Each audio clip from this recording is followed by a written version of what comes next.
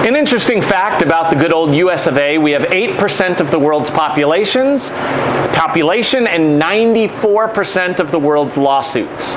And this reality certainly became a reality for me when we published the first video a couple of days ago.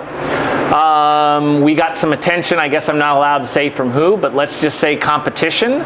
And they were taking issue with the most minor things that were factually defensible, but instead of fighting all of their lawyers, I am going to cut those things out. But hey guys, if you think that I'm going to take it easier on you in this video, you have been mistaken because I don't appreciate it.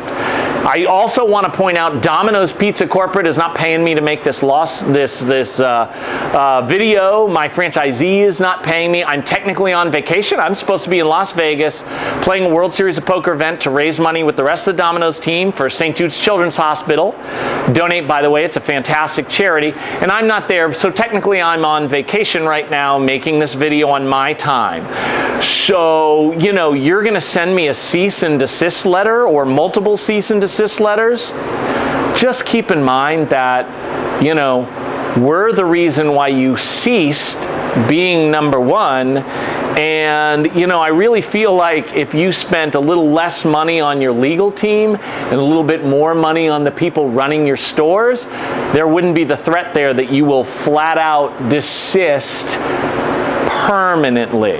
So just, you know, if you want to come at somebody, come at me. I'm serious. You want some? Come get some.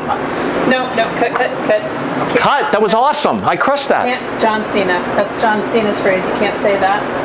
What do you mean it's his phrase? It's not like it's copyrighted. John Cena's. Hi, John Cena. Hey, you can tell by my age I'm a little bit more Ric Flair's generation, but I see that, did a little research. You tied Ric Flair's record for 16 world championships. We do not currently have cable, so I can't say that I've seen them all, but I did see The Peacemaker. You are great in that show. Man, you are fantastic. And I also saw that you have the all-time record for Make-A-Wishes granted. And as everybody who watches our channel know, we raise a lot of money for St. Jude's. Make-A-Wish is also a great charity. And the fact that 650 times you have donated your time to visit these kids, I think is incredible. So you are obviously incredible. And, you know, I guess you could sue me because you do have that phrase, but then I'd have to delete the whole video and also all this awesome stuff I'm saying about you. So please don't sue me, John Cena. Welcome to our video on why Domino's won the pizza war, why Pizza Hut became Pizza Shut, why Papa John's became Papa Gone, why none of the smaller competitors or the mom and pops have been able to stem the rolling tidal wave that is Domino's Pizza.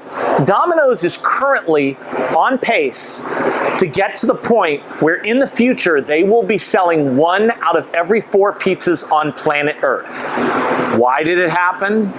Why is it going to continue to happen? That's what this video is about, and I'm going to take you through the reasons. And the first place we have to go to see those reasons is the bathroom of the Findlay, Ohio Domino's Pizza right now. Okay, I'm sorry about the echo. We are in a bathroom. Reason number 1 why Domino's won the pizza war is Tom Monahan long ball. Now, it seems obvious that Tom Monahan has to be one of the reasons Tom Monahan founded Domino's Pizza, and I think that people really don't appreciate the astonishing accomplishment of him making Domino's the #1 pizza company in the world. Because Pizza Hut used to be so dominant.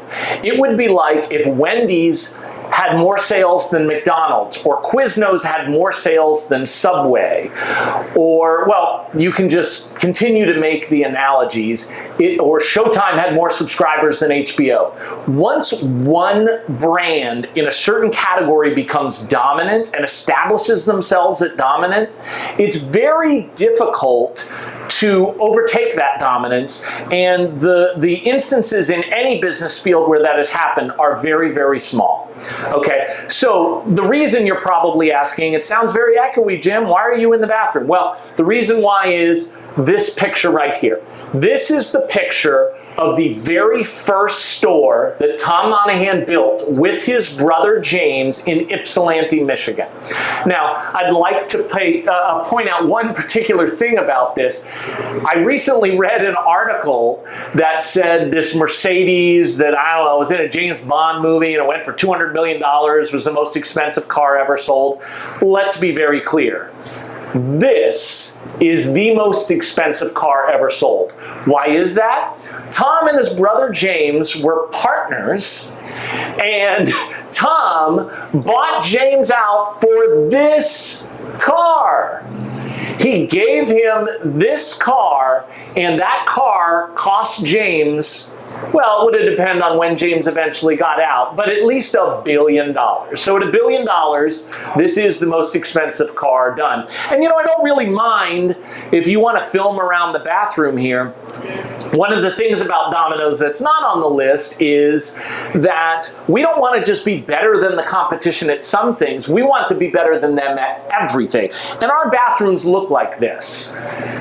I can tell you, I promise you, I swear to you, I did not call this store and tell them they were filming. I did not tell them to clean this bathroom. I did not even know we were filming in a bathroom until I came in here and saw that that photo was there, okay? So we're gonna go out to get better sound, and I'm gonna explain to you why Tom's long ball vision is what changed the tide. Let me explain to you what I mean by long ball strategy. Tom Monahan was not somebody who was born to money.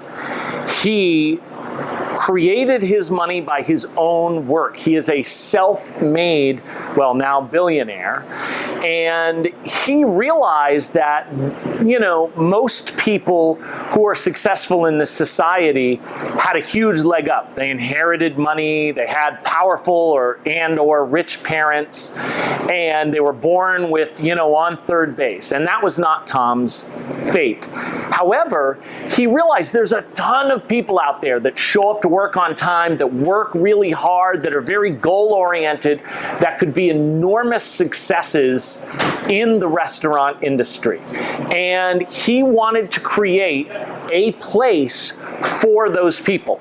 So he created a policy that financial people around the world thought was ludicrous. And what that financial policy was, in order to become a Domino's franchisee, you need to have been through a certified assistant manager training program.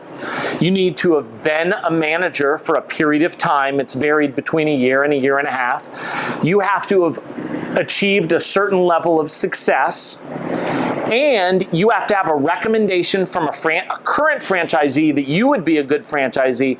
And then you have to go to franchise management school and pass it and get approved by the corporation to become a franchisee. That's a lot.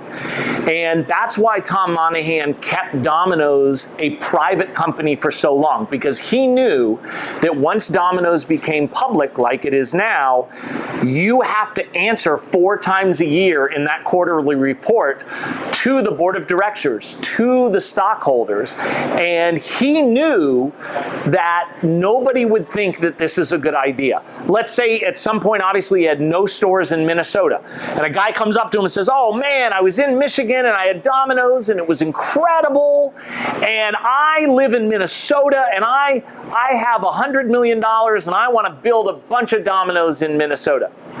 Tom would say no. That seems crazy to a lot of people. But Tom had the vision that every single person who owns a Domino's in the United States could run a Domino's. They could operate a Domino's. And that has made all the difference in the world. It did slow Domino's progress, particularly in the early years, to becoming number one. But eventually we got to the point where Domino's just ran better. Just do a little scan here of the store, okay? This looks a lot like a Papa John's, the operational area in particular. This looks like it could be a Papa John's or a Pizza Hut or any number of pizza restaurants. The truth is that we work so hard to be better at all the little things, as I already stated, but essentially the core operations of these pizza places are the same. Why has Domino's had this unprecedented level of success? It's because of that. All of these stores are owned by people who can run them. So think about what that opportunity is. You have an opportunity with Domino's you have no place else. And particularly now that Domino's is so much more successful than everybody else, a lot of people who are Domino's franchisees are not even using their own money because the amount of people who want to invest in Domino's is gigantic. And of course, they're not qualified. So you have, by going through the assistant manager program and being a manager and having success, you have sweat equity. And that sweat equity has value. So we have a bunch of hardworking, goal-oriented people who want to be successful, and this is their home. The amount of success stories are gigantic. There are so many of them, and that's what has separated us. Why those other stores can't catch us now because of that value. Now you can say to yourself, okay, well, what if you're a rich guy and you want to own a pizza restaurant? You could just hire people to run it, and if those, just because they're not the owners, if they're the ones operating it, what's the difference? Well, the difference is that if you are not the owner, you might leave. You could leave. You could take a different job. You could retire. What happens then? Okay, the number 2 reason is technology. I don't think I have to argue really hard about this. Domino's has won an enormous amount of awards for their apps, for their online ordering system, for the innovation that they've done, and they've been very successful.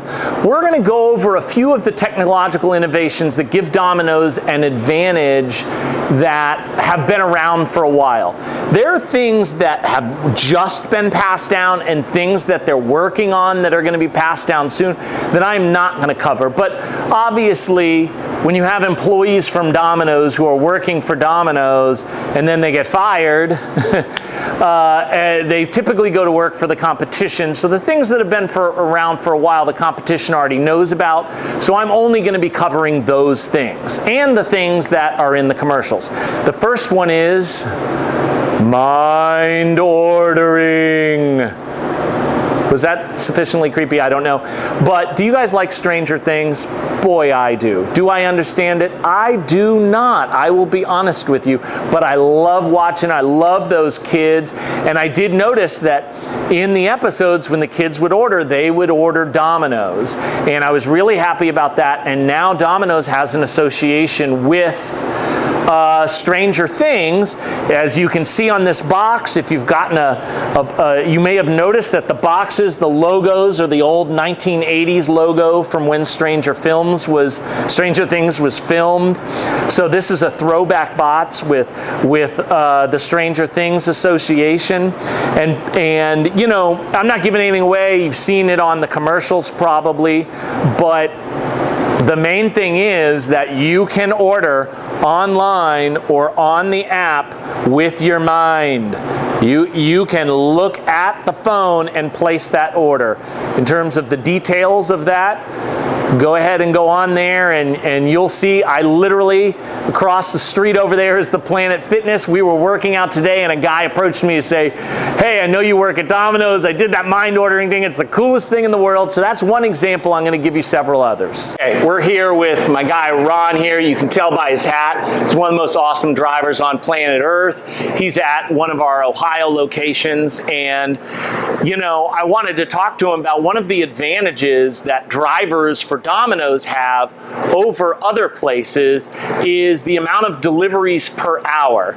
Now, part of that is on us because Domino's has much smaller delivery areas, so they can get to the house and get back quicker, but also a lot of it is technology. So, Ron, we didn't have a chance to talk about this, but I'm assuming you use the driver app on Domino's? Yes. Absolutely. And so let me ask you, like when you get routed on a delivery, how long does it take you to punch in the address on your phone? 1 second.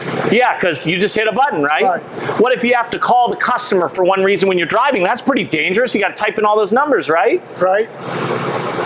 One punch and I got the One numbers. punch, exactly. He just hits the icon on his app and it calls the customer. And then after you deliver it, how long does it take you to punch in the address to get back to the store? 1 punch and I'm back. Exactly. So that's the thing. He takes more deliveries per hour. The pizzas get there hotter. The pizzas get there fresher. And as you can see, the last 2 times we've been here, 100% of the runs he's taken have been single deliveries. He's not taking multiple deliveries, getting cold in his car, and he's still making the same amount of money because he's back and forth to the store as quickly as possible. All right, Ryan, you're the best. I'll let you get back to delivering those pizzas. Thank you, sir. All right. This is this store's delivery area. Now, technically, it goes out here, but we don't deliver to that. All we deliver to is this. This is much smaller. This is where our store is. Much smaller than your normal store's delivery area. But here's another thing that actually adds to it that we can do because we can afford this, whereas our competition that is struggling not. We have what's called shoulder surfing. Now, we've always had shoulder surfing. Back in the day, we literally used to look over the person taking the order. We would look over their shoulder and we would see the order and we would start to make it while they're entering in the payment information. Now we have that digitally.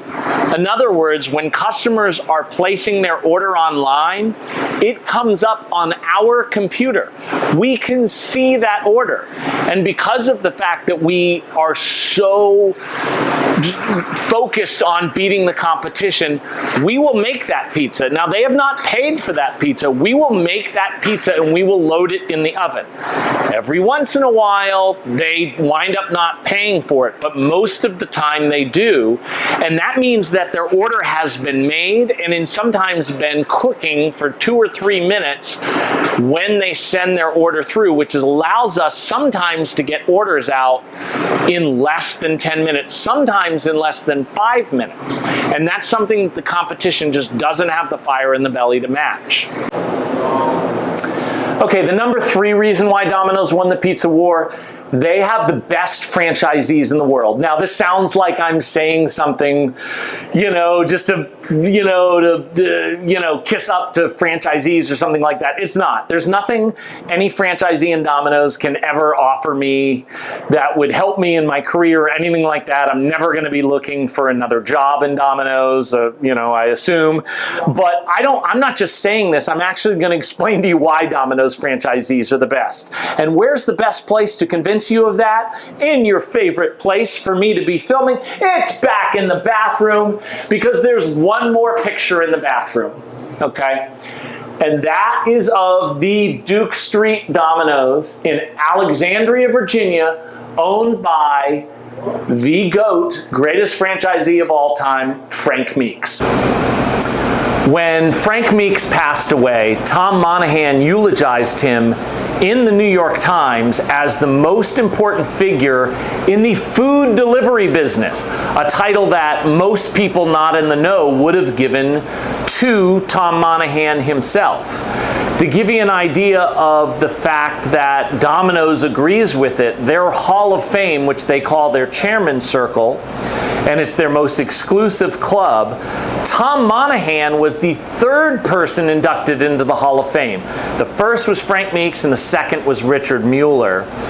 And I guess the best analogy is to the reason why is that Tom Monahan, who you can see throwing the dough here or in any Domino's that you go to, he is like the Julius Caesar of Domino's. He had the vision, he started the construction for what it can be, and Frank Meeks is like the Augustus Caesar. Frank Meeks actually took Tom's vision and made it a reality. Tom envisioned that if there were people who were motivated and hardworking and wanted to do it, that they could be huge successes. Frank is the one who convinced everybody that they could. That picture that we showed you is the Duke Street store in Alexandria, Virginia, and that was a store that became the most profitable Domino's by 100 miles. All of a sudden, it wasn't struggling to profit. It was running 20 to 25% profit every period, and what made that unusual is prior to that store, which was a residential store, the stores that were the most successful were college campus stores and military bases. They had high sales, not necessarily high profit margins. So Frank started building more and more stores that were also incredibly successful. And so we have a situation where a general manager of a restaurant back then in the early 1980s would be making $20,000 to $25,000 a year managing a McDonald's or a Wendy's or something like that, which was a decent amount of money back then. People who were managing Frank Meeks Domino's Pizza were making $75,000, $85,000, $100,000 just managing a store. And all of a sudden, Frank's special success got him on the cover of magazines and on TV shows, and people realized, I can make a career of this. I can make a living. I can have a house. I can have a family. I can have a nice car. I can build a life for myself. And that changed everything. Reason number 4, Patrick Doyle's gamble. I don't want to offend anybody, particularly the current CEO, by saying Patrick Doyle is the greatest CEO, not just in Domino's, but in the history, certainly in the history of the pizza industry.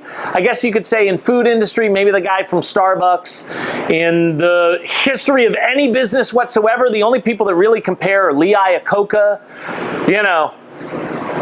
Jeff Bezos, whatever, Apple, there's a handful of people that have had the success that he had. And it was from the greatest gamble in the history of the restaurant industry.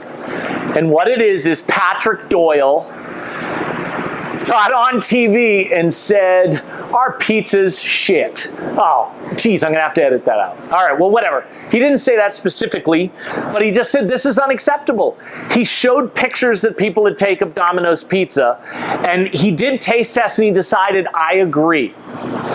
He did this on commercials. He didn't just say this on Mad Money, although I think he's been a guest on that 100 times. He said this in a commercial, and the world freaked out, and the stock went below $4 a share, which is where I bought it because I believed in Patrick Doyle. And he said, we're going to change it. And he changed the sauce, and he changed the cheese, and he put garlic on the crust, and he changed the dough. He improved the toppings, and people were like, this is the dumbest thing anybody's ever done, saying their pizza's crap. He's saying it's different now, I guess I'll try it. Anybody who's worn Domino's stuff outside of Domino's has had people come up to them and said, oh my God, I love your pizza. Patrick Doyle took the Domino stock from $3 a share to $550 a share. So I know people are going to put in the comments, oh, Vince McMahon is better, or, oh, you know, Tim Cook is better. That is an unprecedented level of success, $3 to $550. So now we're at full circle, number 5. The number 1 reason was Tom Monahan's long ball vision. The number 5 reason, thank you very much, it's the competition's short vision, short-term vision. They play for the next fiscal quarterly report, and that's it. And I apologize for the sound. He's standing right next to a very loud oven, but I wanted to be here to show you this. This is fresh pan pizza dough that eventually will go into this pan. And the reason why I use this as an example, and there's 100 examples I could use, is that another thing that we're going to have to do a new version of is a competitor took issue with the fact that they used to have the best pan pizza on the planet, not in Italy or Chicago, and then they changed their formula to save some money, and that opened Domino's opportunity to start making what this is. This is fresh pan pizza dough that we make by hand to make incredibly delicious pan pizza. And that opened the door for us. It was short-term thinking that really paid off on probably the next 1 or 2 or 3 quarterly statements because they were making more money with it, but it opened the door. And whatever extra money that they made on that, it wasn't worth it because it was one of the key decisions that allowed us to overtake them in sales and market share and everything else. So to me, that was short-term thinking on the competition's part and long-term thinking on Domino's part. As I referenced, here's another reason for the competition's short-term thinking. This is Anya. She was a fantastic manager. She set the domestic record for delivery time for the week. What was your delivery time that week that you set the record? It was an average of 7.78 minutes to the door. 7.78, under 8-minute delivery time, all with the digital shoulder surfing we told you about earlier. She got national attention for that. The competition should have streamed in to recruit her, to steal her, and in fact, that's what we did. We promoted her to supervisor, and she's been doing a great job. And although you have had offers of more money, not from pizza places, right? Who's the only one that offered you more money? Amazon did. Yeah, Amazon, because they understand the long-term thinking. I've had lots of offers from pizza places because they look for Domino's pizza, successful pizza, because they know that Domino's is number 1. And all I have to do to end the conversation is say, sure, I'd be happy to talk to you. This is what I'm currently making a year. And then it's flatline. Because they just don't understand that what wins this war is not operations, as I showed you before. We are the best at operating, but our operational system is essentially the same. It's people. Domino's understands invest the money in the killers, the people who are going to set records like Anya here and have huge amounts of success. And that's an investment worth making. And the competition doesn't do it. I'm sure some people are going to do in the comments, oh, what about your great Patrick Doyle that you just talked about? What about Matt Walls? What about Tom Curry? Yeah, whatever. The long list of people. Yeah, companies are smart. They do come to Domino's to poach talent, but it's never pizza companies. Those people went to work for other non-pizza companies, not pizza companies. That's why Domino's will always be number 1, because our people are always number 1.